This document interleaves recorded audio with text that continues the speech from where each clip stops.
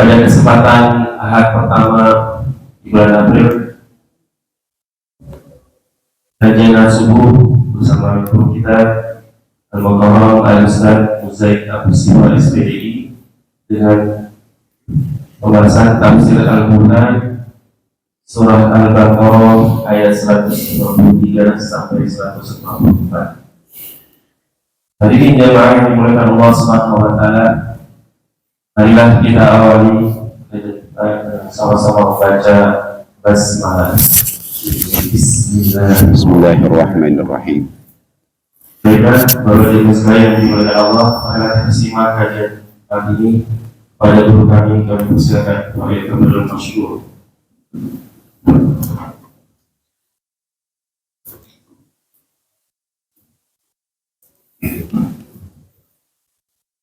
Bismillahirrahmanirrahim. Assalamualaikum warahmatullahi wabarakatuh. Innal hamdalillah nahmaduhu wa nasta'inuhu wa nastaghfiruh wa natubu ilaihi wa na'udzu billahi min syururi anfusina wa min sayyiati a'malina. May yahdihillahu fala mudilla lahu wa may yudlilhu fala hadiyalah. Asyhadu an la ilaha illallah wahdahu la syarika lah wa asyhadu anna Muhammadan abduhu wa rasuluhu la nabiyya ba'dah. Allahumma salli wa sallim ala sayyidina Muhammadin wa ala alihi wa ashabihi ajma'in, amma ba'd. Subhanaka la ilma lana illa ma 'allamtana innaka antal alimul hakim. Allahumma anfa'na bima 'allamtana wa 'allimna ma yanfa'una wa zidna ilman. Allahumma inna na'udzu bika min ilmin la yanfa' wa min qalbin la yakhsha' wa min nafsin la tashba' wa min da'watin la yustajabu laha. Ma'asyiral hadirin, jamaah yang dimuliakan oleh Allah Subhanahu wa taala, alhamdulillah kita panjatkan puji syukur kehadirat Allah Subhanahu wa taala atas limpahan nikmat, karunia, rahmat yang Allah berikan pagi hari ini. Kita bisa bertemu kembali dalam keadaan sehat walafiat setelah kita menjalankan ibadah Ramadan kita. Mudah-mudahan segala ibadah yang kita lakukan di bulan Ramadan kemarin, 2 pekan yang lalu sudah kita tinggalkan, semuanya menjadi ibadah yang diterima oleh Allah Subhanahu wa taala.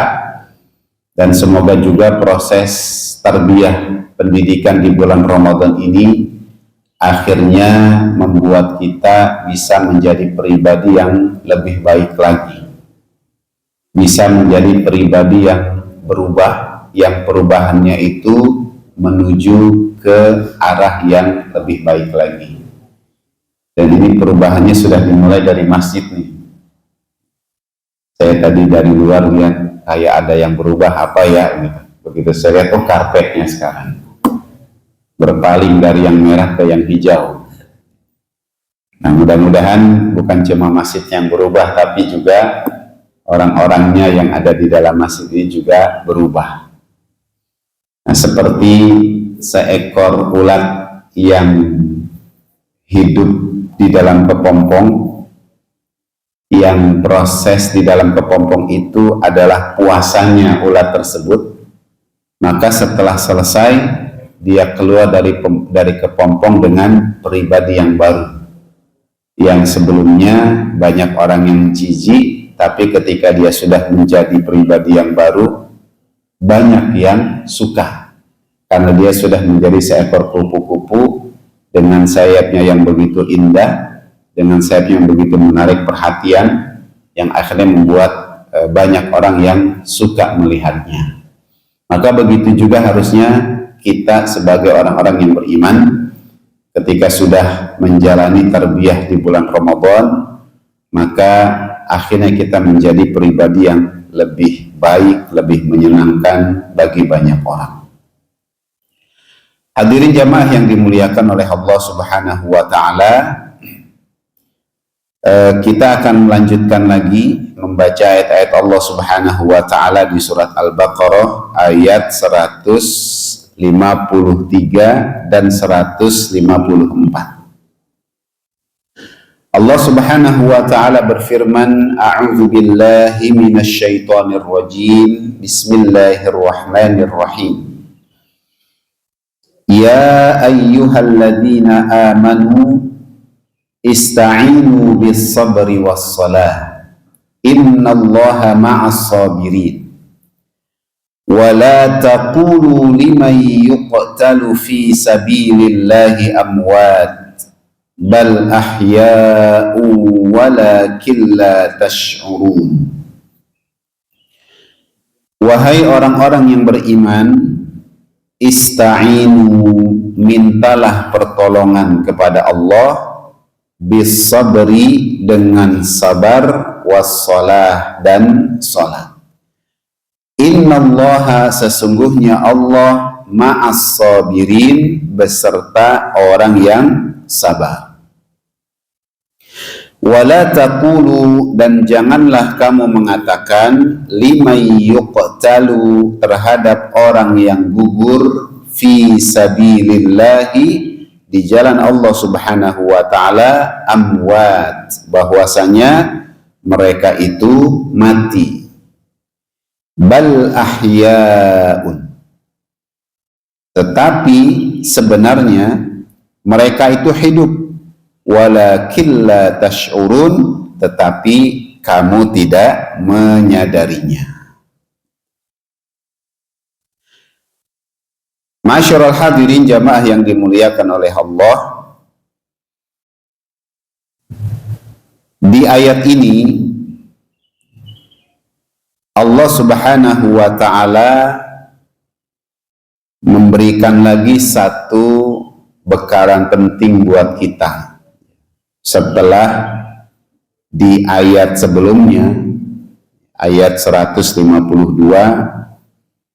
Allah memberikan penjelasan kepada kita atau memberikan perintah kepada kita untuk bersyukur. Washkuruni wala takfurun.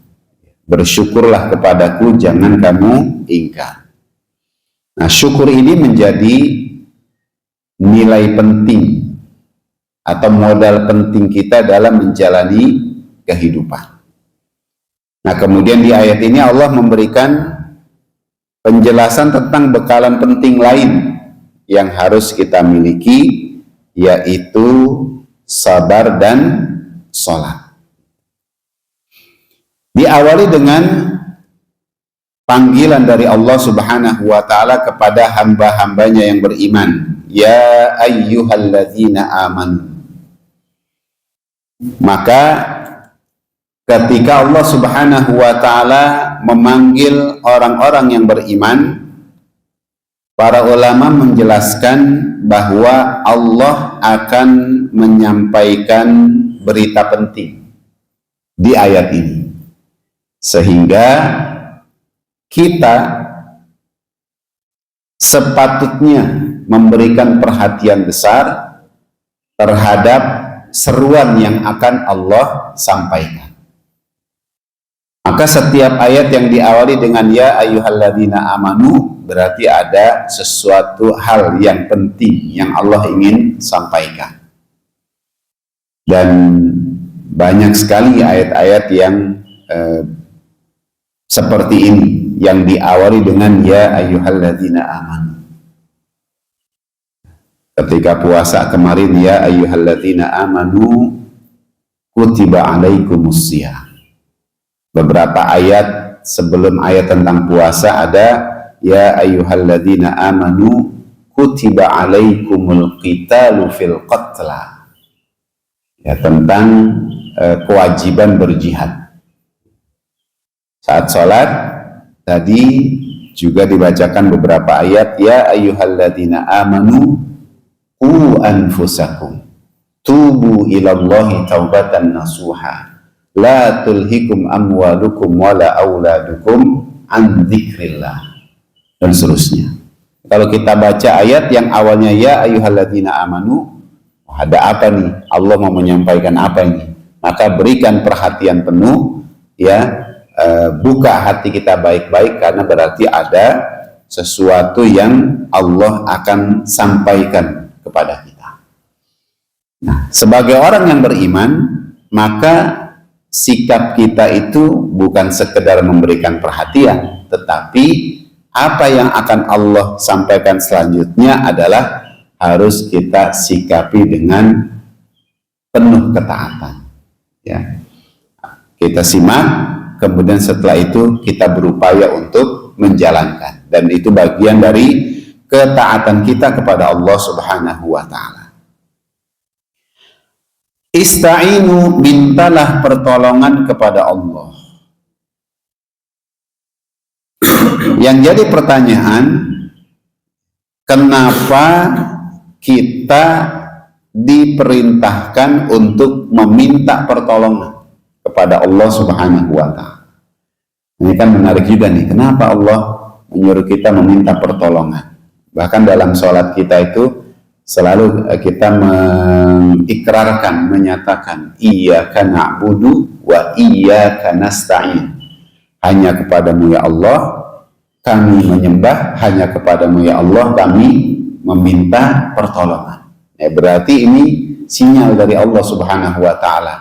Dalam menjalani kehidupan kita pasti akan ada banyak masalah, ada banyak hal yang membuat kita itu butuh terhadap pertolongan tersebut. Dan setiap kita merasakan itu. Banyak hal, entah kondisi yang kita hadapi, yang kita bingung harus seperti apa, dan kita butuh pertolongan. Masalah yang datang bertubi-tubi, yang kadang-kadang membuat kita agak goyah juga mencari kehidupan. Dalam kondisi seperti itu kita butuh pertolongan, ya. Dan pertolongan terbaik itu adalah pertolongan dari Allah Subhanahu wa Ta'ala. Tapi yang kedua, ini juga memberikan pengertian kepada kita bahwa kita ini manusia sesungguhnya adalah makhluk yang lemah, ya, yang nggak bisa menghadapi segala dinamika kehidupan kita itu sendirian. Wah, pokoknya saya hebat, saya kuat, apapun masalahnya saya hadapi. Ya mungkin di satu sisi kita bisa tampil seperti itu, tapi di sisi lain ternyata jatuh juga kita, lemah juga kita. Ya, ternyata kita butuh bantuan dari yang lain. Dan bantuan terbaik itu adalah bantuan dari Allah Subhanahu wa Ta'ala. Dia membuat kita sadar diri bahwa kita ini lemah. Ya, begitulah manusia. Ya, innal insana khuliqa halu'a, manusia diciptakan dengan sifat berkeluh kesah. Idza massahu syarru jazua, kalau ditimpa keburukan, kesulitan, maka dia akan banyak mengeluh.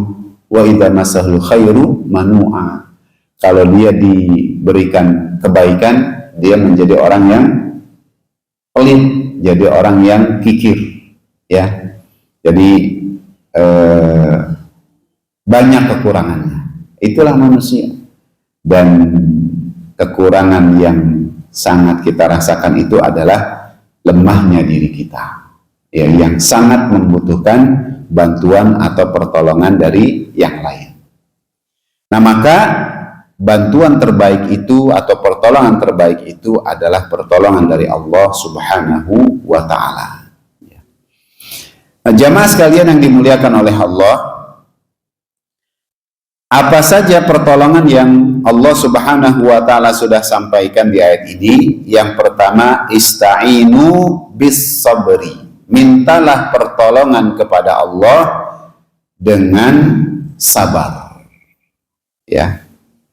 Mintalah pertolongan kepada Allah dengan sabar. Kalau bentuk katanya a'ana yu'inu, berarti artinya itu adalah menolong. Tapi kalau sudah ditambahkan dengan 2 huruf, 3 huruf, ya, yaitu huruf hamzah, sin, dan ta, ya, awalnya a'ana jadi ista'ana, yasta'inu, maka artinya jadi berubah. Yang semula menolong, maka ditambahkan 3 huruf tadi menjadi meminta tolong, gitu. Ya, sama, ya, 3 huruf tambahan, huruf mazid, sama seperti istaghfaro, ya, tambahan hamzah, sin, dan ta. Awalnya dari kata ghafaro. Kalau ghafaro itu artinya memaafkan, mengampuni. Begitu ditambahin 3 huruf, istaghfaro, artinya jadi meminta maaf, gitu.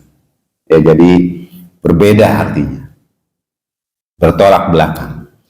Yang awalnya kita jadi pelaku meminta tolong, kemudian yang berikutnya kita menjadi objeknya, ya, menolong menjadi meminta tolong. Maka kita meminta tolong kepada Allah Subhanahu wa taala yang pertama dengan sabar, ya. Nah, jamaah yang dimuliakan oleh Allah, dari sini banyak sekali ayat-ayat Allah Subhanahu wa taala atau juga hadis Nabi Shallallahu alaihi wasallam yang memberikan penjelasan kepada kita tentang pentingnya sabar dalam menjalani kehidupan. Yang pertama misalnya hadis Nabi Shallallahu alaihi wasallam, diriwayatkan oleh Imam Ahmad. Rasulullah bersabda, ajaban lil mu'min, sungguh menakjubkan perihal orang beriman itu. La yaqdillahu lahu qada'an illa kana khairan lahu. Allah tidak menentukan satu hal baginya, melainkan itu akan menjadi kebaikan. Jadi apapun keadaan yang dia hadapi, bagi orang beriman itu akan menjadi kebaikan. In asabathu sarra'u fasyakar, kalau dia mendapatkan kebaikan dia bersyukur, lalu dia bersyukur. Dapat kebaikan dia bersyukur, kana khairan lahu, itu baik untuknya. Ini kalau disambungin dengan ayat yang sebelumnya, perintah bersyukur. Jadi memang, ya, kenapa Allah menyuruh kita untuk selalu bersyukur? Karena itu kondisi yang baik buat kita. Ya, setiap dapat kebaikan bersyukur itu baik buat kita. Ya, dalam segala hal nanti efeknya tuh banyak sekali. Wa in asabathu darra'u fasabara, kalau dia dapat kesulitan dia bersabar. Kana khairan lahu, itu juga baik untuknya. Ya, dalam pandangan manusia, ketika dia dapat musibah, dia dapat kesulitan, ini sesuatu yang gak enak, sesuatu yang menyulitkan, yang kadang-kadang dilihat, wah ini nyusahin kita. Tapi ketika kita bisa mengiringi itu dengan kesabaran, maka ini akan menjadi sesuatu yang baik untuknya. Ya, nah buat saya pribadi ini kembali diingatkan ketika membaca ini, ya Allah, memang benar harus banyak-banyak sabar, ya, menjalani kehidupan ini. Kalau nggak sabar, ya menyadari bahwa apapun yang terjadi itu sudah menjadi ketentuan Allah, begitu kan? Wah, itu kayaknya kenapa sih harus mengalami ini dan lain sebagainya. Lebaran ini menjadi lebaran yang buat saya dan keluarga itu istimewa. Ya, istimewa karena ya banyak ya ada satu hal pelajaran penting, pelajaran besar yang akhirnya mengingatkan kita lagi. Jadi lebaran kita hari Sabtu kan, ya, bukan Jumat ya. Ada yang Jumat, biarin, nggak apa-apa. Bahkan ada juga yang Kamis, nggak apa-apa, biarin, sesuai dengan keyakinan masing-masing. Nah, lebaran hari Sabtu, malam Ahad, dini hari, jam 12:30 saya dapat telepon dari keluarga, dari adik saya. Bukan telepon, tapi adik saya yang dekat, yang tinggalnya dekat, datang ke rumah terus mengabarkan, Bang, si Fulan adik saya kritis. Waduh, udah langsung tuh jam 12:30 itu nggak bisa tidur lagi kan, nggak bisa tidur. Akhirnya kita mantau situasi dan segala macam. Adik saya persis yang di bawah saya, berarti anak nomor 4. Saya anak nomor 3, nah beliau anak nomor 4. Yang memang sejak bulan Januari ya itu sudah bolak-balik rumah sakit. Ya, dirawat, pulang, rawat lagi dan seterusnya. 3 hari sebelum Lebaran kita buka bersama keluarga. Ya, saya ketemu sama beliau tuh. Agak shock juga melihatnya karena badannya kurus sekali. Saya tanya, setelah selesai acara ngobrol-ngobrol, sakit apa sebenarnya? Dicerita panjang gitu kan. Terus ini kenapa sampai kurus banget? Nggak bisa makan. Setiap makan muntah, setiap makan muntah. Jangankan makan, nyium aroma aja muntah. Jadi ya apa ya? Cuma bisa lewat infusan aja, nggak bisa makan. Berapa kilo? Susutnya berat badan 13 kilo katanya. Waduh, saya sedih juga denger ya kan. Ya akhirnya kita cuma bisa mendoakan semoga cepat sehat, dan kata dia memang ini lagi nunggu obat yang ya insya Allah lebih baik lah kan, dari sisi harga lebih mahal kayak gitu, cuma baru bisa tersedia tanggal 26.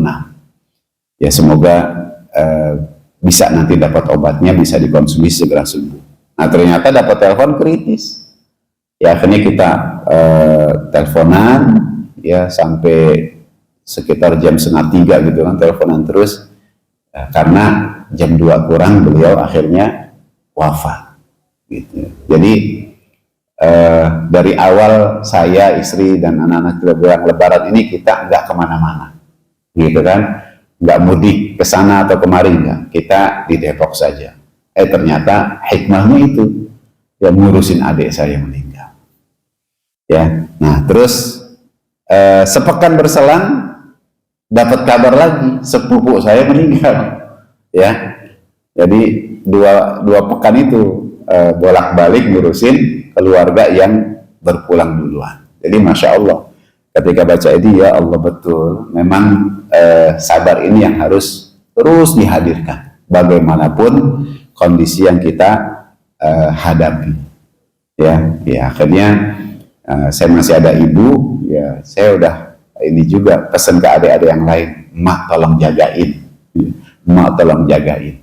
Beliau belum bisa apa ya, masih teringat terus dengan bapak saya yang 2023 meninggal, ya terus sekarang anaknya, terus keponakannya lagi kan, masya Allah. Luar biasa ya, pesan saya cuma satu, tolong jagain mak baik-baik gitu kan, yang memang tinggal di rumah.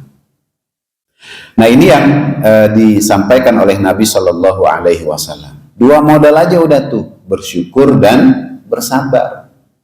Ya bersyukur ketika dapat kebaikan, bersabar ketika dapat kesulitan. Udah itu aja, nggak usah yang lain-lain. Ya, bersyukur membuat kita ingat sama Allah, bersabar juga membuat kita ingat sama Allah Subhanahu Wa Taala. Apapun yang kita dapatkan, yang kita alami, semuanya berasal dari Allah. Dan Allah ingin melihat kita bagaimana menyikapi. Ya kan kalau di surah Al-Mulk begitu kan, waladzi khalaqal mauta wal hayata. Dialah Allah yang menciptakan kehidupan dan kematian. Ya tujuannya apa? Liyabluwakum ayyukum ahsanu amala. Allah pengen menguji kita. Ya siapakah yang lebih baik amalnya. Ya ketika dia dapat kebaikan, seperti apa amalnya. Ketika dia dapat keburukan, seperti apa amalnya. Nah itu semuanya ujian dari Allah Subhanahu Wa Taala. Nah jamaah sekalian yang dimuliakan oleh Allah, bersabar itu ini dituliskan oleh Imam Ibnu Katsir, ada 2 macam. Yang pertama as-sabru 'alal ma'siyah, sabar terhadap kemaksiatan. Ya, sabar terhadap dosa dan maksiat. Ya maksudnya sabar terhadap maksiat itu bagaimana upaya kita untuk meninggalkan perbuatan dosa dan maksiat. Nah, itu juga harus diiringi dengan kesabaran. Ya karena nggak gampang meninggalkan dosa, meninggalkan maksiat, apalagi yang udah kedalon bahasanya kan. Kalau kedalon tuh, yang udah candu banget gitu kan, wah ini buat meninggalkannya itu butuh perjuangan ekstra. Nah disitulah kesabaran itu dibutuhkan. Ya bisa, tapi perjuangannya berat, perjuangannya masya Allah. Kalau nggak sabar dia akan balik lagi. Ya gampangnya kan kayak orang udah candu merokok kan begitu kan. Itu buat meninggalkannya, wah luar biasa itu kan. Ada yang merokok di sini. Oh kalau ada kan begitu. Kenapa sih Pak merokok?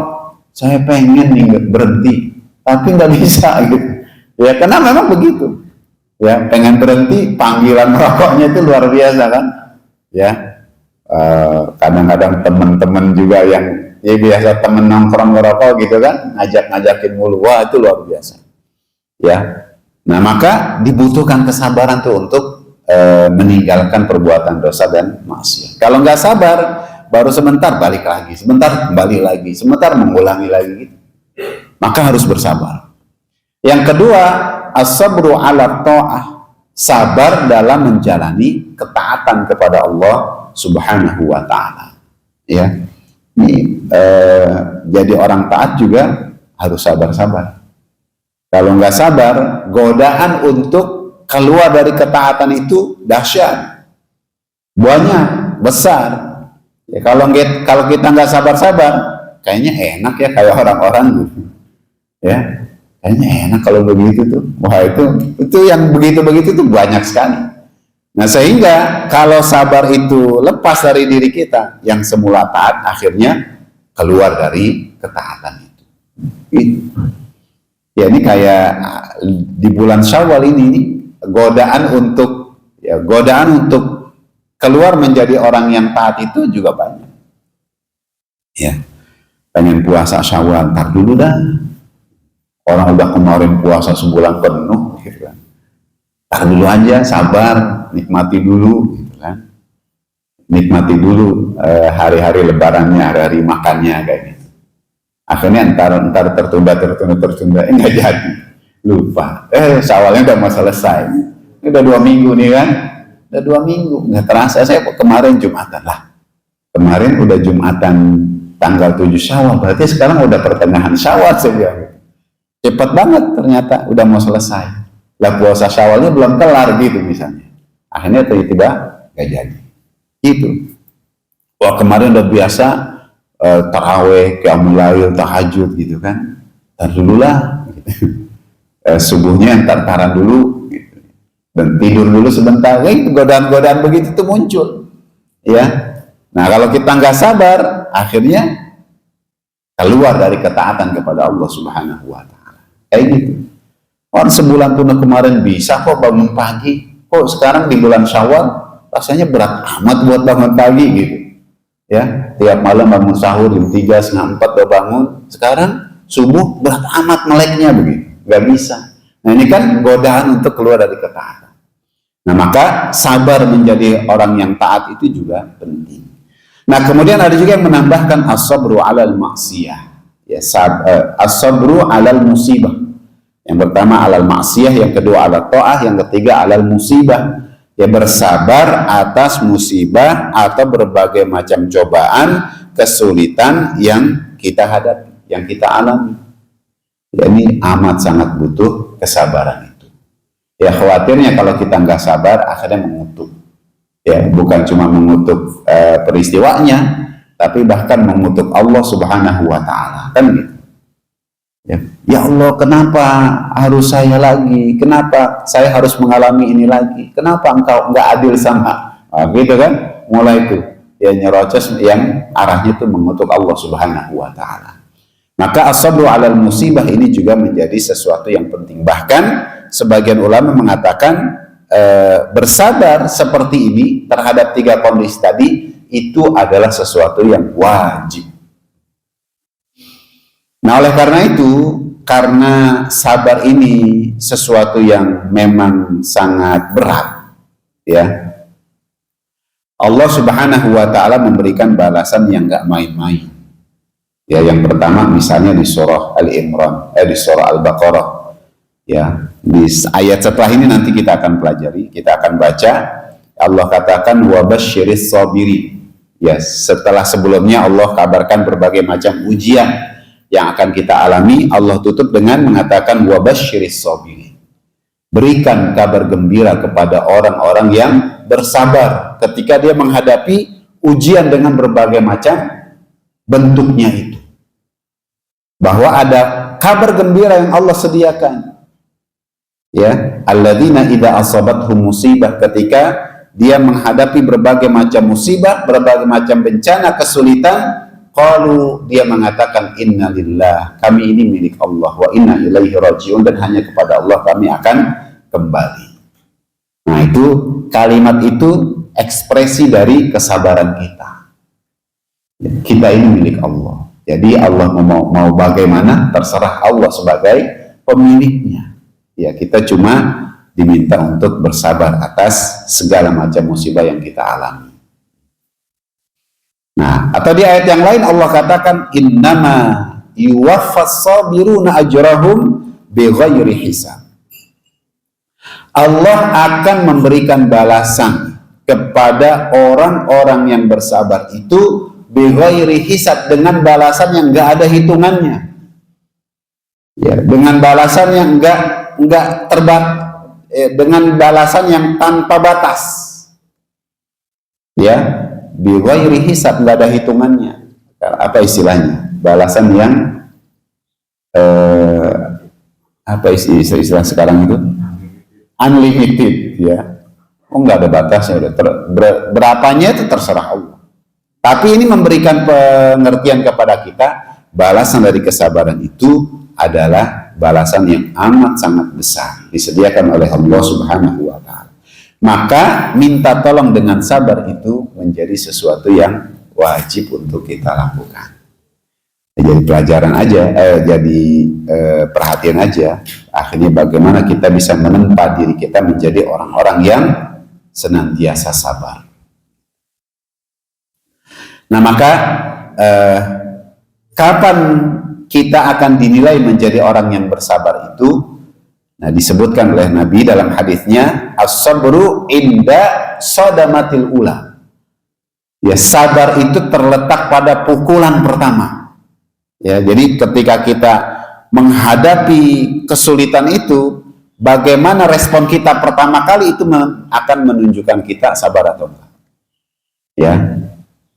Respon pertama kali saat mendapatkan pukulan pertama itu, gimana kita itu sikapnya, maka ini menunjukkan kita sabar atau enggak. Jadi saya ingat pengalaman beberapa tahun lalu itu, Ramadan juga, ya, ketika diminta taraweh menyampaikan kultum Ramadan dengan tema sabar.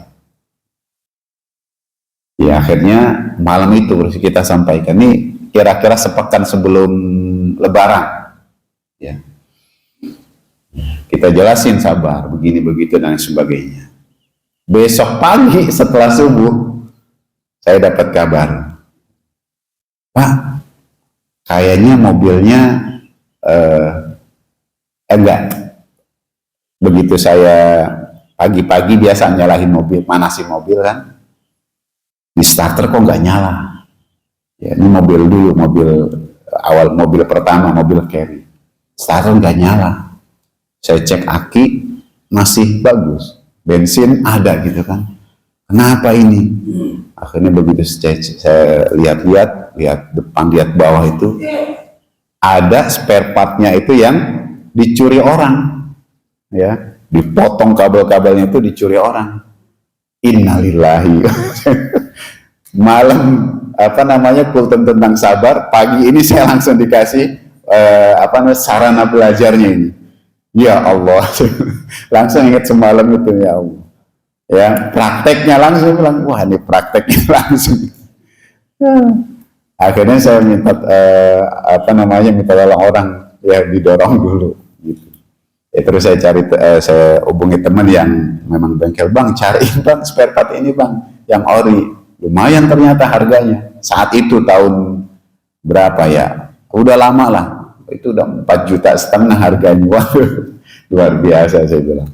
Ya, jadi langsung dikasih sarana belajarnya sama Allah. Nih pukulannya, gimana respon kita, gimana sikap kita, maka di situ akan memperlihatkan kita sabar atau enggak. Luar biasa, itu jadi pengalaman yang enggak saya lupakan. Ya, nah ini pertolongan pertama yang Allah sampaikan, minta tolong dengan sabar. Yang kedua, minta tolong dengan sholat. Nah, disebutkan dalam satu hadis Imam Ahmad bahwa Rasulullah Shallallahu Alaihi Wasallam jika beliau menghadapi satu masalah, maka beliau akan mengerjakan sholat. Itu yang beliau lakukan. Nah, sehingga ketika sholat itu didirikan, itu akan membuat kita itu bisa menyelesaikan atau bisa keluar dari masalah yang kita punya. Maka kalau misalnya kita ngeliat ada orang sholat dulu gak berhenti-berhenti, jangan-jangan lagi banyak masalah dia ini. Sholat sunnah udah selesai, sholat lagi, wah berarti ada banyak masalah. Karena menjalankan sunnah Nabi Shallallahu Alaihi Wasallam. Ya simpelnya gitu. Kita kan pernah mengalami kehilangan barang, ya kan? Nah biasanya pesannya apa tuh? Kalau kita kehilangan sesuatu atau kita lupa naruh di mana, udah cari-cari gak ketemu-ketemu, ya udah sholat dulu, gitu kan? Sholat aja 2 rakaat. Ya, nanti kita ingat di mana barangnya. Dan pernah mengalami itu kan? Ya pernah mengalami. Akhirnya begitu kita sholat, kita ingat, ya Allah ada di situ. Ya, begitu selesai sholat kita cek bener ada. Dan saya pernah mengalami itu juga, sholat aja udah. Begitu sholat ingat, ya nggak tahu nih ingatnya kenapa, Allah kasih petunjuk atau gimana, tapi ingat kita, ya di sini. Begitu selesai sholat kita kita lihat beneran ada. Apakah memang sholat kita nggak khusyuk, mikirin di mana ini barang gitu kan? Allahu a'lam. Tapi yaitu simpelnya kayak gitu, contoh sederhananya, ya. Ternyata sholat itu menyelesaikan masalah yang kita miliki. Gitu. Dan ternyata memang banyak kebaikan-kebaikan sholat yang Allah Subhanahu Wa Taala sudah sampaikan di dalam Al-Quran. Ya kalau terkait dengan masalah ini, ternyata sholat itu membuat doa kita itu bisa langsung dikabulkan oleh Allah Subhanahu Wa Taala. Ya langsung dikabulkan oleh Allah Subhanahu Wa Taala. Ini belajar dari kisahnya Nabi Zakaria alaihi salam, ada di surat Ali Imran. Ya, Allah berfirman, hunalika da'a Zakaria rabbah. Ya, ada pelajaran dari kisah Nabi Zakaria ketika dia berdoa kepada Rabb-nya, kepada Allah Subhanahu wa taala. Qala rabbi habli min ladunka dzurriyyatan thayyibah innaka sami'ud du'a. Ini doanya doa minta keturunan. Ya karena saat itu beliau belum punya anak, sedangkan istrinya juga dari sisi usia beliau dan istrinya sudah tua gitu kan, sudah lanjut gitu. Tapi beliau sangat berharap punya keturunan. Maka fanadathul malaikatu wa huwa qa'imun yusalli fil mihrab. Nah, di ayat berikutnya itu. Fanadathul malaikah. Maka datang malaikat wa huwa qa'imun yusalli fil mihrab. Sedangkan Zakaria itu masih berdiri di dalam sholatnya. Jadi dia menyampaikan doa di dalam sholat dan dia masih berdiri di dalam sholatnya dia laksanakan di mihrabnya itu. Kemudian malaikat mengatakan annallaha yubashshiruka bi Yahya. Allah memberikan kabar gembira kepadamu dengan seorang anak. Ya, bahkan kabar gembiranya itu 2, bukan cuma dengan kelahiran seorang anak yang akan terjadi beberapa waktu kemudian, bahkan nama anaknya udah dikasih langsung sama Allah Subhanahu wa taala, yaitu Yahya. Gitu. Nah, jadi doa di dalam sholat, ya kemudian sholat belum selesai, doanya langsung dikabulkan oleh Allah Subhanahu wa taala. Ya, ada di antara kita yang ngomong ya pantas aja langsung dikabul, orang yang doa Nabi gitu kan. Yang doa nabi. Kita kan bukan nabi gitu. Ya, berarti kalau begitu kita meragukan Allah buat mengabulkan doa, bahwa apa yang dialami oleh Nabi Zakaria amat sangat mungkin dialami juga oleh kita gitu. Karena Tuhannya sama kan gitu. Ya, doanya itu sama kepada Allah Subhanahu wa taala. Nah, jadi sholat itu bisa menyelesaikan masalah yang kita hadapi. Ya, tinggal yang kita perhatikan itu adalah bagaimana kualitas sholat kita, ya, bagaimana kekhusyuan kita dalam sholat. Nah, itu yang perlu kita tingkatkan terus gitu. Ya, maka kalau disebutkan oleh Allah minta tolong kepada Allah dengan sabar dan sholat, ya ini yang akhirnya perlu kita jalankan dalam keseharian kita. Innallaha ma'as sabirin, sesungguhnya Allah itu beserta orang yang sabar. Nah, ini satu lagi kebaikan dari sabar, bahwa orang yang sabar itu nggak akan ditinggalkan oleh Allah dalam kondisi apapun. Ini seperti seorang wanita yang ngadu kepada Rasulullah Shallallahu Alaihi Wasallam. Ya, dia punya penyakit epilepsi ayan. Kalau penyakitnya kambuh, auratnya suka terbuka. Ya kan, nggak sadar gitu kan, kejang-kejang auratnya suka tersingkap. Ya, entah betisnya kelihatan dan segala macam. Akhirnya dia ngadu kepada Nabi, curhat kepada beliau, ya Rasulullah, tolong doakan saya. Kenapa? Saya punya penyakit epilepsi. Kalau kambuh, aurat saya suka tersingkap gitu. Maka doakan sembuhkan penyakit saya. Ya, maksudnya biar auratnya terjaga terus. Maka kata Nabi, kamu mau yang lebih baik dari itu? Apa itu? Rasulullah kemudian mengatakan, kamu bersabar dengan penyakitmu, maka Allah akan ganjar surga untukmu. Gitu. Ya, tapi kemudian Nabi tetap mendoakan ketika penyakitnya kambuh, auratnya tetap terjaga. Gitu. Maka perempuan itu mengatakan, saya memilih yang itu. Bersabar dengan penyakitnya, ya, tetapi auratnya tidak tersingkap, tidak terlihat oleh orang lain. Ya, karena surga yang akan menjadi balasannya. Nah, maka begitulah Allah Subhanahu wa taala. Terhadap orang yang sabar, Allah akan tetap mendampingi, Allah akan tetap membersamai sampai ke akhirat nanti dengan balasan surga yang Allah sediakan. Kemudian ayat berikutnya, wala taqulu liman yuqtalu fi sabilillah, jangan kamu mengatakan terhadap orang yang gugur, orang yang terbunuh di jalan Allah Subhanahu wa taala, amwat, mati. Ya, secara fisik memang mati. Ya, jasadnya nggak bisa lagi tuh melakukan sesuatu, nggak bisa, terbunuh. Bal ahya'un, tapi dia hidup di sisi Allah Subhanahu wa taala. Nah, ini satu hal juga yang perlu kita perhatikan.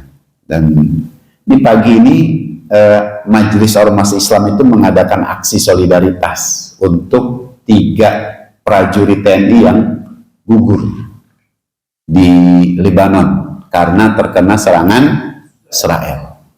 Pagi ini di Majelis Ormas Islam. Makanya saya ketika ditanya, saya berangkat enggak? Wah, saya nggak bisa nih, nggak bisa berangkat. Acara terbatas cuma sampai jam 9, ya kan? Nah, kalau kita berangkat sana, tahu udah 8:30 gitu, udah masalah selesai gitu, ya. Jadi gitu. Ya, tujuannya aksi ini ya dalam rangka mengingatkan pemerintah, presiden khususnya. Ya, ini udah kita bela-belain, misalnya kan, udah bela-belain gabung BOP gitu kan. Tentara kita masih diserang juga gitu.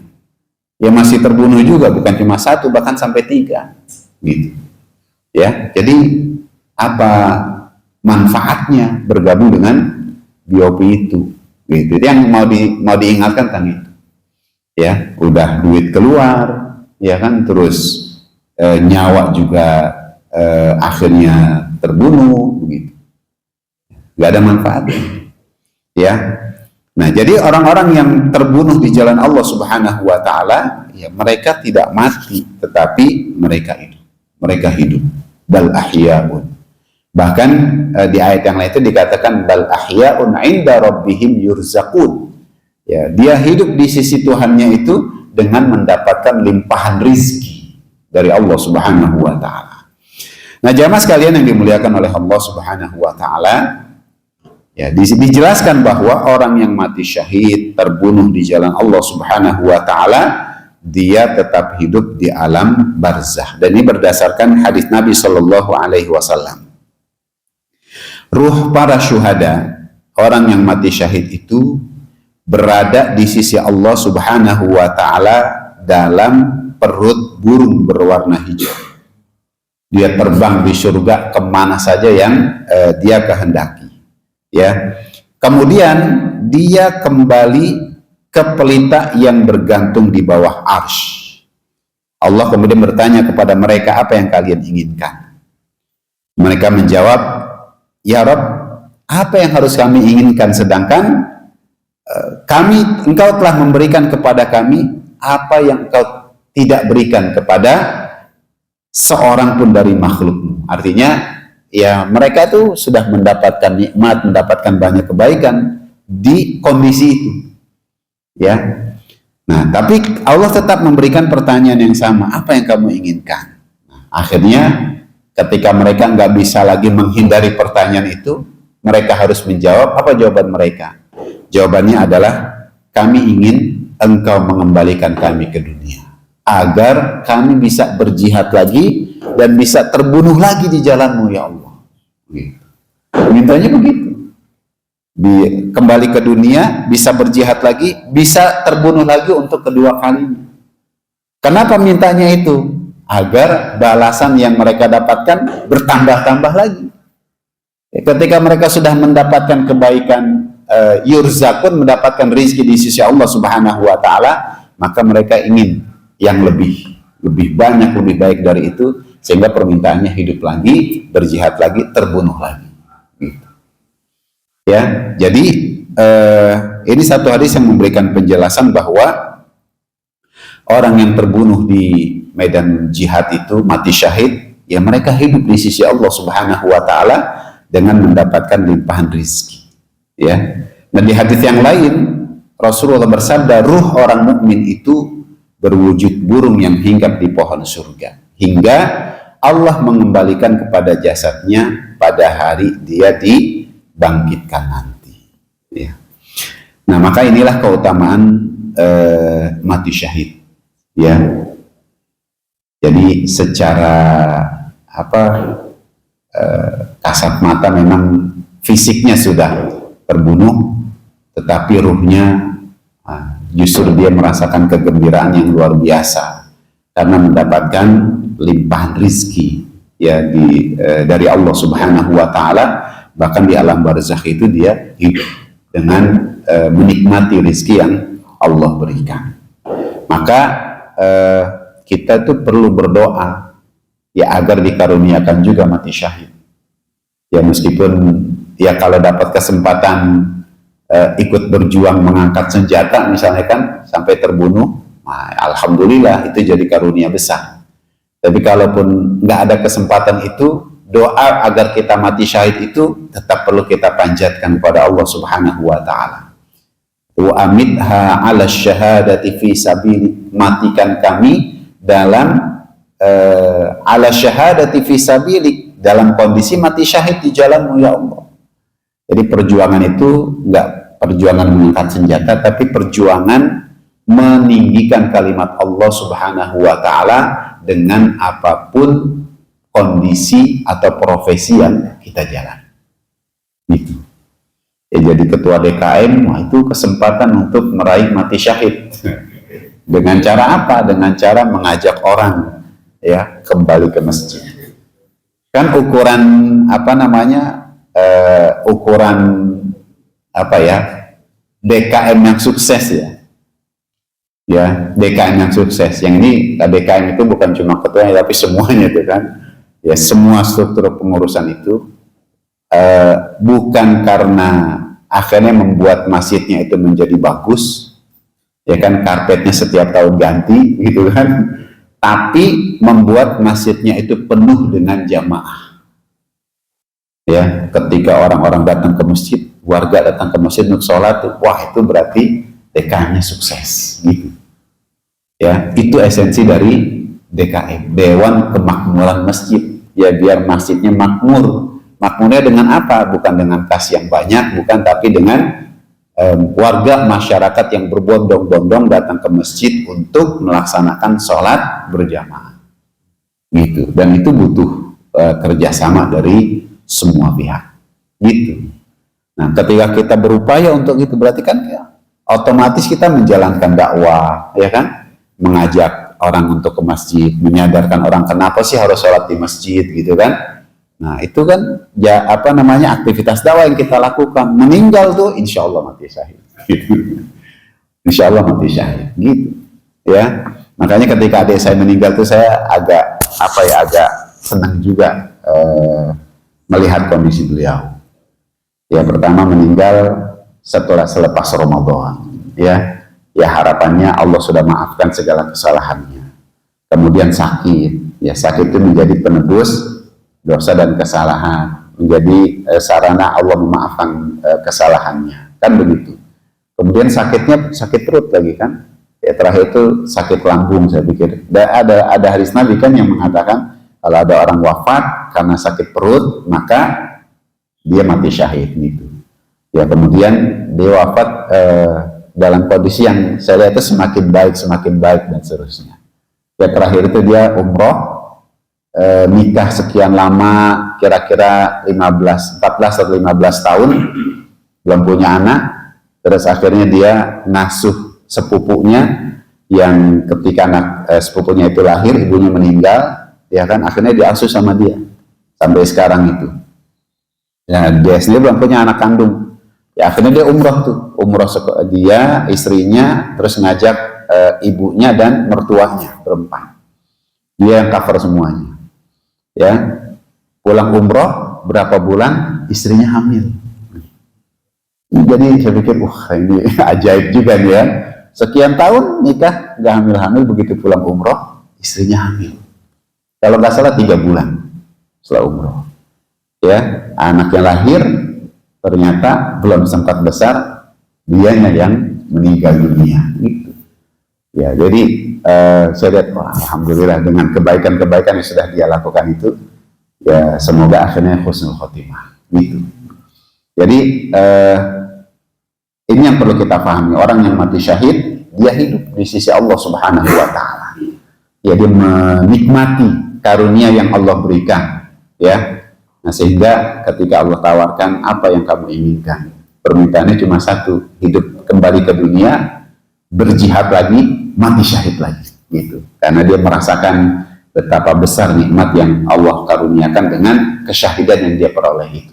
Maka dia cuma ingin itu lagi yang dia dapatkan kalau hidup lagi ke dunia. Ya, nah mudah-mudahan kita semuanya bisa mendapatkan karunia mati syahid. Ya, seperti sahabat Nabi Khalid bin Walid, ya pejuang Islam, panglima perang, yang ketika beliau menjadi panglima, tidak ada satupun perang yang saat itu kaum muslimin kalah, kecuali dia pasti akan mendapatkan kemenangan, kan begitu kan. Tapi Khalid bin Walid meninggal di atas tempat tidurnya, bukan di medan peperangan. Tapi meskipun demikian, Khalid bin Walid juga tetap wafat dalam keadaan syahid di jalan Allah Subhanahu Wa Taala. Begitu.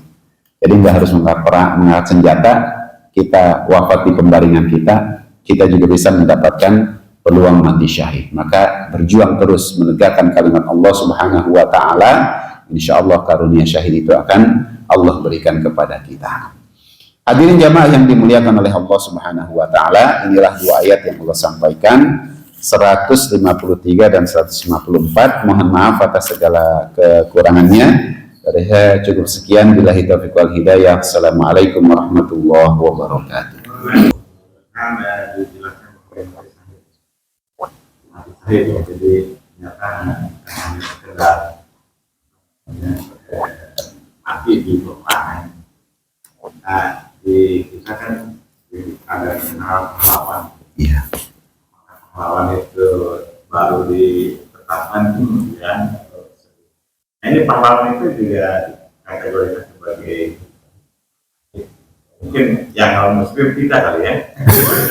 Yang muslim. Iya, baik. Pahlawan. Kalau yang non Muslim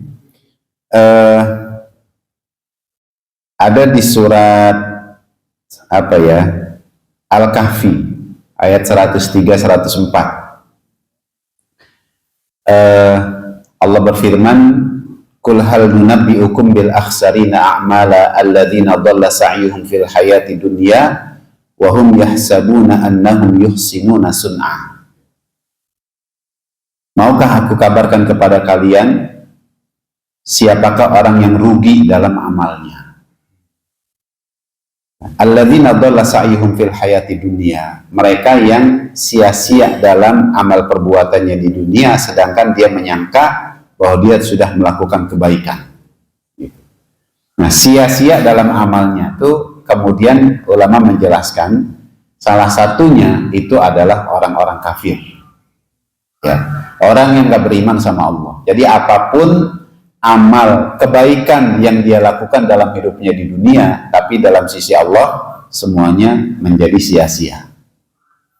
Kenapa akhirnya menjadi sia-sia? Karena dia melupakan satu syarat utama, syarat penting dalam amal kebaikan itu, yaitu beriman kepada Allah. Gitu. Makanya kan kalau ayat bicara tentang amal soleh itu selalu innalladzina amanu wa amilus solihat. Beriman dan beramal soleh, maka baginya surga yang mengalir di bawahnya sungai-sungai. Nah, kalau nggak ada iman, cuma amal soleh doang yang dia lakukan, maka akhirnya amal solehnya itu akan menjadi sesuatu yang sia-sia dalam pandangan Allah Subhanahu wa Ta'ala. Gitu. Jadi kalau orang yang non-muslim dia berjihad, ya, berjuang, ya, membela negara, mempertahankan negara sampai dia meninggal, ya gelar pahlawannya itu hanya dalam pandangan manusia saja, tapi di sisi Allah nggak ada gelar itu. Nah, hanya orang beriman yang mendapatkan karunia mati syahid tadi, ya.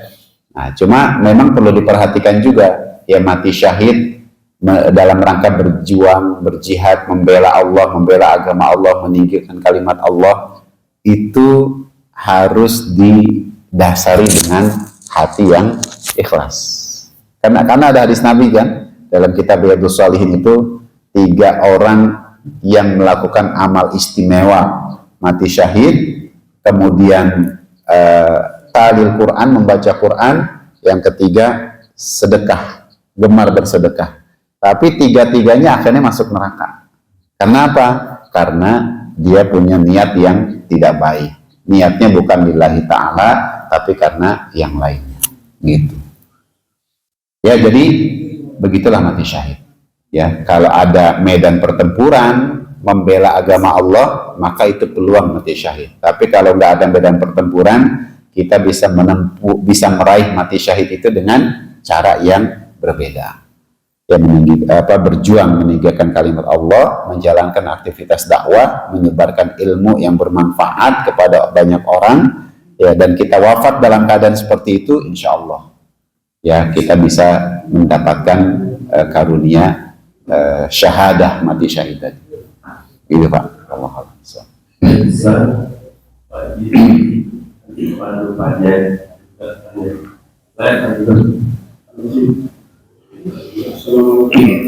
Waalaikumsalam warahmatullahi wabarakatuh. Yang pertama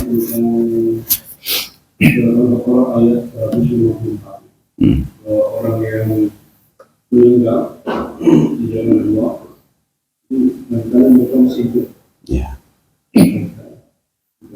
Bahan rezeki itu. Tapi apakah yang lain orang-orang yang meninggal itu yang meninggal cuma yang mati jasadnya, walaupun adalah sakit. Bukan hanya sekadar orang-orang yang sakit, tapi yang manusia itu sama dari sini. Hanya mungkin tingkatannya tidak.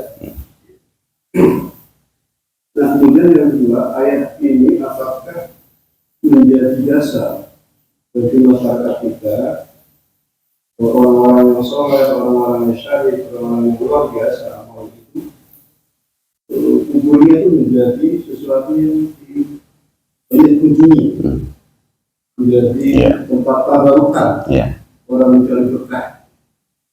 Itu kadang-kadang ada praktek-praktek yang menyimpang, yang nuansanya syirik mati. Mereka bukan melakukan yang meninggal, dan malah buka-buka orang-orang yang soleh itu bukan orang yang yang ketiga tentang tadi cerita Nabi Zakaria.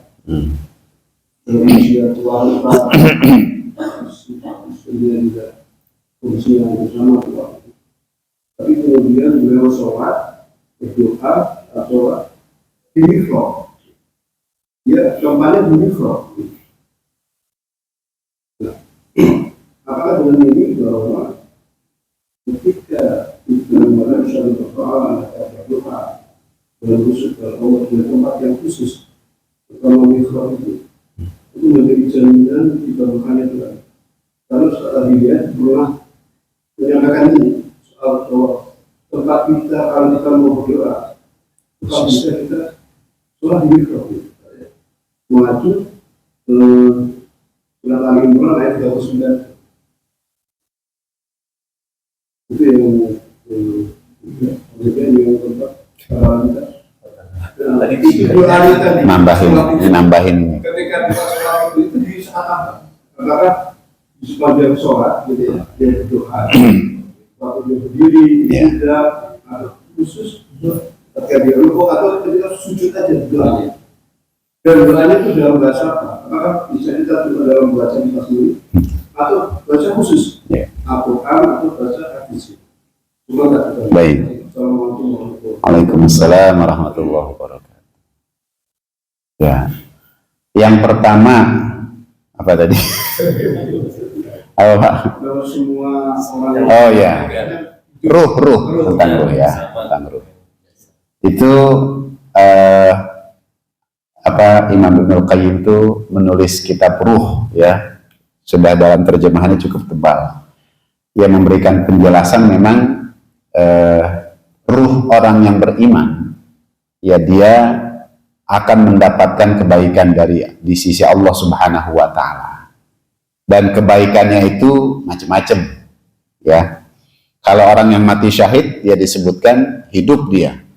Nah, sehingga namanya orang hidup kan dia pasti melakukan macam-macam kan gitu kan.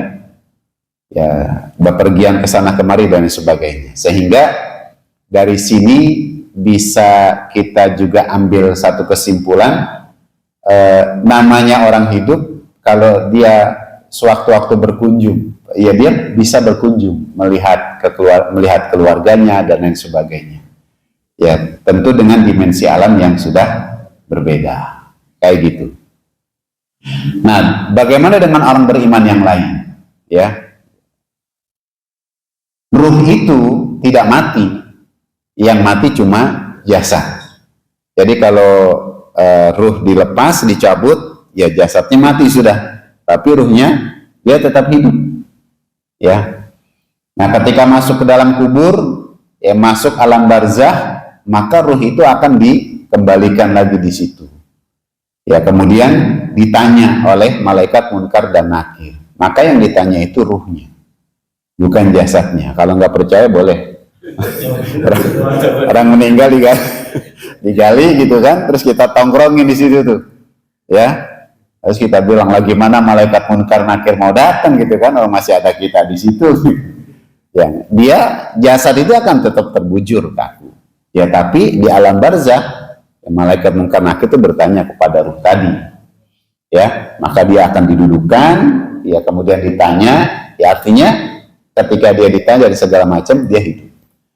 Nah, cuma kalau orang mukmin yang lainnya kan setelah misalnya bisa menjawab pertanyaan, apa yang dikatakan oleh malaikat Munkar dan Nakir itu? Istirahatlah kamu. Kan gitu kan? Tidurlah kamu sampai nanti waktu yang ditentukan oleh Allah Subhanahu wa taala.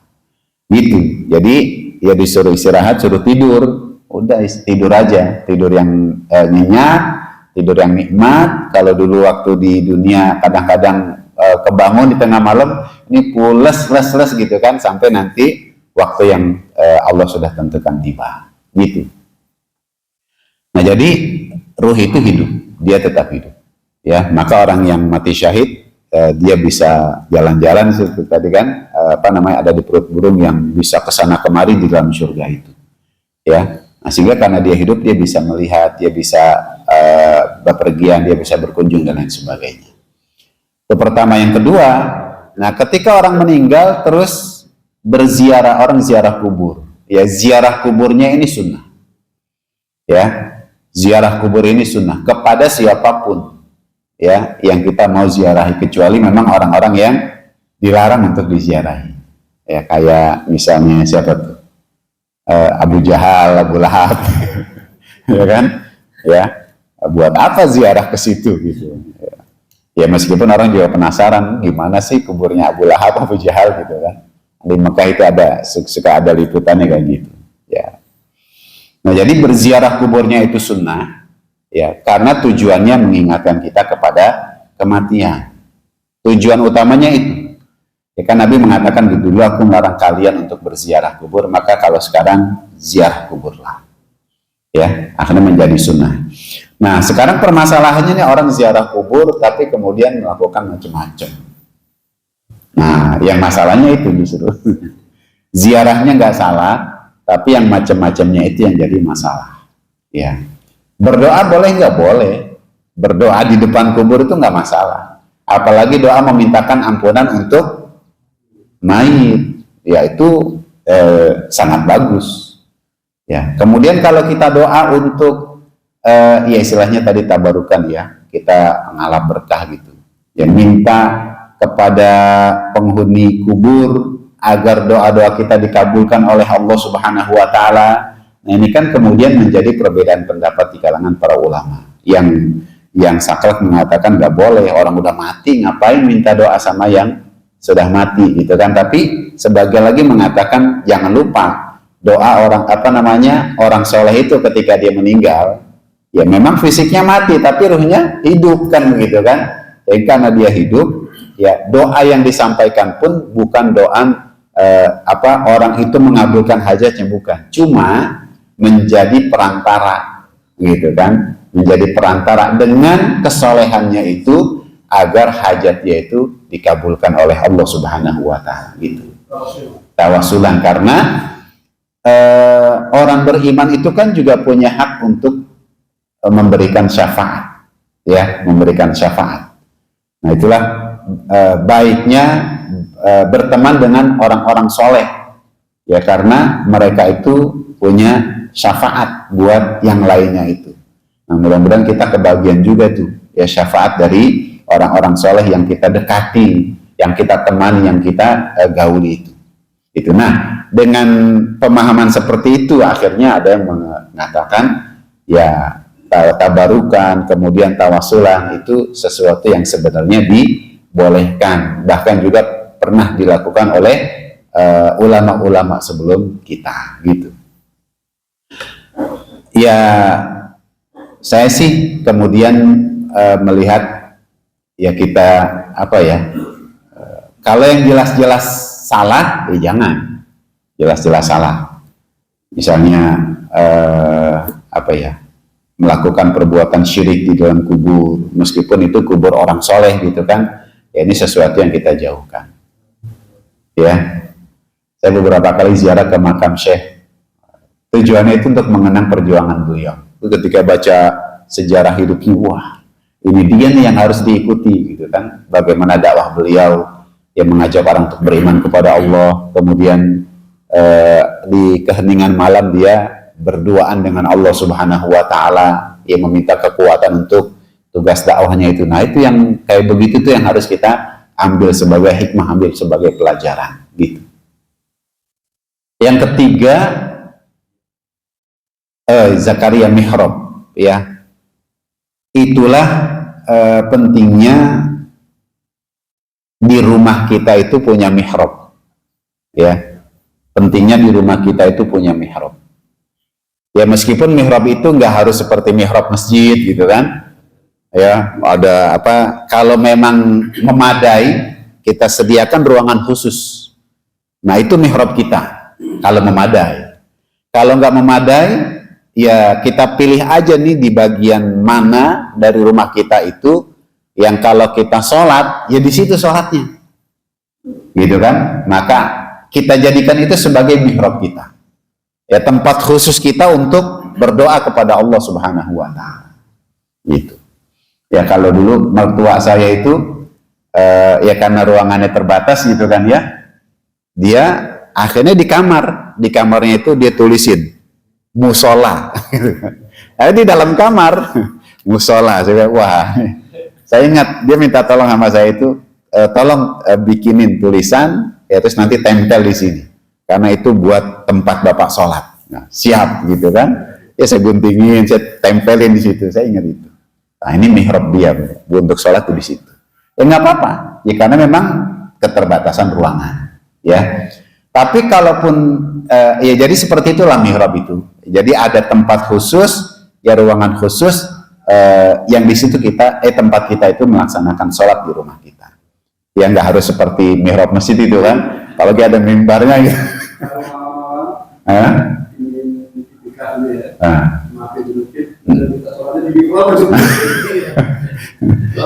Ya nggak apa-apa ya kalau kita etikaf sendirian gitu kan di mihrab. Dan saya punya teman yang ketika etikaf itu dia selalu di mihrab masjid itu, di situ dia sholat segala macam zikir ya. Nah, di mana doanya? Nah, ini kan masalahnya syariat sholatnya Nabi Zakaria sama nggak dengan sholatnya kita gitu kan, gitu kan, yang perlu kita ketahui juga. Nah, kalau sholatnya kita dengan tata cara dari awal sampai selesai, nah itu kan ada hadis Nabi Shallallahu Alaihi Wasallam yang kemudian memberikan penjelasan kepada kita bahwa di saat kita sujud, ya maka itulah jarak kita terdekat dengan Allah Subhanahu Wa Taala. Fa'aktsirud du'a, maka perbanyak doa. Itu, ya maka kalau lihat hadis itu, saat sujud itulah kita perbanyak doa kita. Gitu. Apalagi kalau lagi sholat sendiri ya, silahkan tuh sujudnya lamain, di setiap sujud lamain karena kita menyampaikan doa. Kalau sholat jamaah ya lihat-lihat juga, ya imam pengen banyakin doa tuh dia lama nggak bangun-bangun, gitu.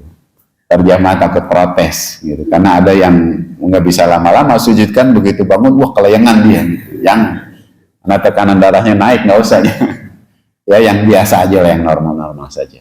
Ya, nah ketika sujud baca doa, doanya pakai bahasa apa? Bahasa Arab.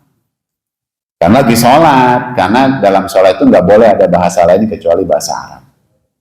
Ya, saya nggak bisa bahasa Arabnya, bahasa kita, tapi jangan diucapin, dalam hati aja udah tuh kan, dalam hati, jangan sampai terucap, ya batal sholat kita jadi. Ya, jadi doa di dalam sholat hanya bisa menggunakan bahasa Arab, ya. Jangan bahasa yang lain, gitu. Nggak boleh bahasa yang lain. Karena sholat itu berbahasa Arab semuanya dari takbir sampai salam. Gitu. Nah, kalau itu harus belajar dulu sama Mama Gufron. Bahasa Arab. Dia punya bahasa semua sendiri. Ya, dari situ aja udah jelas keanehannya kan. Lebih aneh lagi ada yang mau dengerin dia gitu. Baik, yang terakhir udah ya. Oh ya. Baik. Jadi begitu, Pak. Ya. Waalaikumsalam warahmatullahi wabarakatuh. Ini saya dalam bulan Ramadan ini sekarang gitu ya,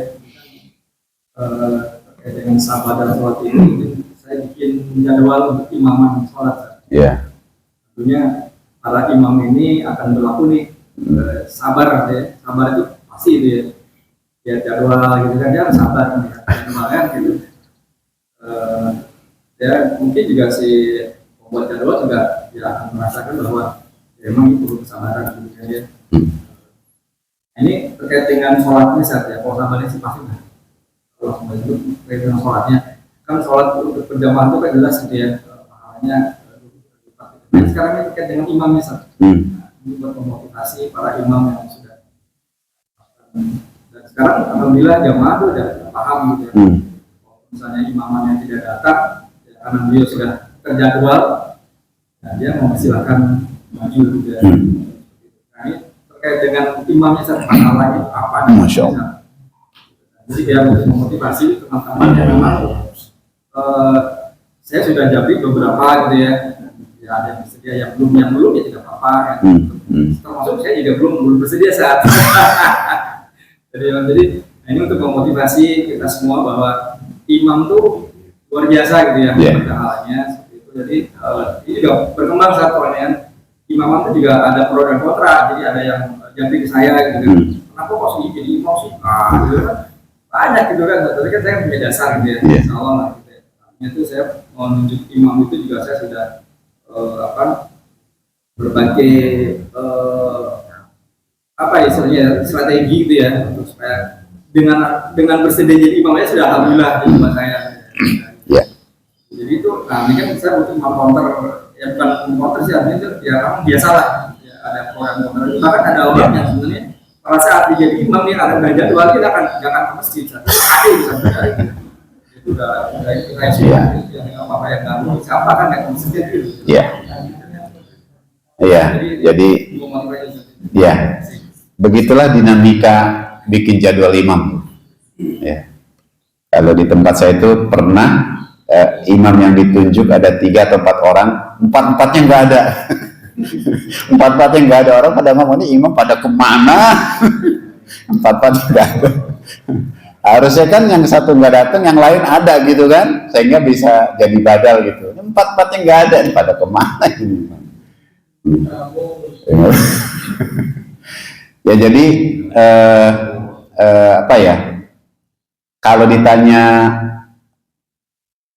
apa pahalanya buat imam gimana nih? Kalau saya nggak jawab imamnya langsung, jadi marbot aja lah, marbot. Nanti akhirnya kita bisa ambil kesimpulan dari situ. Marbot itu kan bahasanya dia yang bertanggung jawab dengan kebersihan masjid, kan gitu kan? Jadi kalau ada orang sholat di satu masjid, terus dia merasa nyaman dengan sholat di situ, senang ya sholat di situ karena lihat bersih nih masjidnya gitu kan, maka marbot yang mengurus kebersihan itu dia akan mendapatkan pahala sebanyak orang yang sholat di masjid itu. Ya, terus senang tuh. Ya. Saya bilang, asik banget ya jadi marbot nih kan gitu. Ya, dengan menjaga kebersihan, orang terus nyaman, senang sholat di situ, dia dapat pahala sebanyak orang yang senang sholat di masjid itu. Ya. Nah, kayak gitu. Terus muadzin azan, ya, dia pun juga sama akan mendapatkan pahala sebanyak orang yang mendengar suara azannya kemudian datang ke masjid untuk sholat berjamaah. Jadi bukan cuma satu doang dapatnya, tapi sebanyak orang yang datang ke masjid untuk sholat berjamaah. Nah kalau marbot aja dapat kebaikan seperti itu, muadzin dapat kebaikan seperti itu, masa imam enggak gitu? Ya, masa imam enggak? Ikhlas. Ya ikhlas itu kan nggak ada yang kita harapkan kecuali pahala dari Allah kan gitu kan. Nah yang jadi masalah nih imam, sosok imam, ya. Makanya ada pertanyaan, kok dia sih yang jadi imam gitu kan? Kenapa dia ditunjuk jadi imam? Nah ini buat kita yang menentukan, memang harus betul-betul memperhatikan kriteria imam yang bagus. Nah, dari mana kita tahu kriterianya? Ya dari hadis Nabi itu kan ada penjelasannya kan, bahwa yang jadi imam itu adalah pertama kriterianya aqra'uhum li kitabillah, yang bacaan Qur'annya paling bagus. Bacaannya ya, bukan hafalan, tapi bacaannya paling bagus.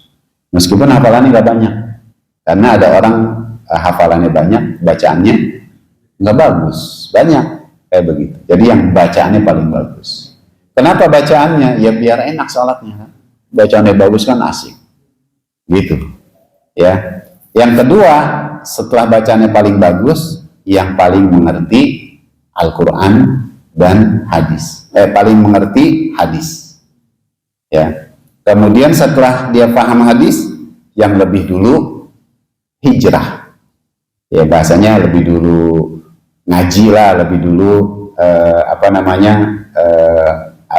sadar ibadahnya, lebih dulu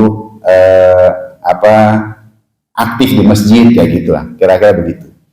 Nah terus kalau nggak ada lagi, yang paling terakhir tuh kriterianya adalah yang paling tua di antara kalian, gitu. Nah patokan ini yang perlu jadi rujukan utama. Cari yang bacanya paling bagus. Wah ini bacanya sama semua. Siapa yang paling ngerti agama, bahasa gitu kan? Oh ini sama semua, yang paling tua. Nah itu dia yang paling berhak untuk jadi imam. Nah ini imamnya kan tim, bukan cuma 1 orang, tapi 4 orang, 5 orang. Ya kita cari yang mendekati kriteria itu. Gitu, ya. Wah ini sama semua, maksudnya nggak ada yang bagus bacaan Qurannya. Nggak ada yang bagus bacaan Qurannya. Nah maka kalau kondisi bacaan Qurannya nggak ada yang bagus, terus dia ditunjuk jadi imam, ya maka ini jadi perhatian banget buat yang ditunjuk jadi imam untuk memperbaiki bacaan Qurannya. Itu, jadi harus belajar. Orang disuruh ditunjuk jadi imam masa nggak mau belajar? Gitu, dia harus belajar. Nah, kalau dia belajar, insya Allah akan kelihatan proses progres bacaannya.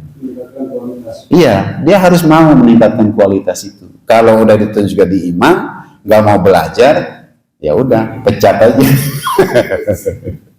Gitu, harus mau belajar. Ya karena kalau kita nggak belajar nanti masa akhirnya nggak ada imam di masjid kan itu jadi musibah. Gitu. Iya. Ya dari bacaannya itu, dari sisi bacaan. Ya.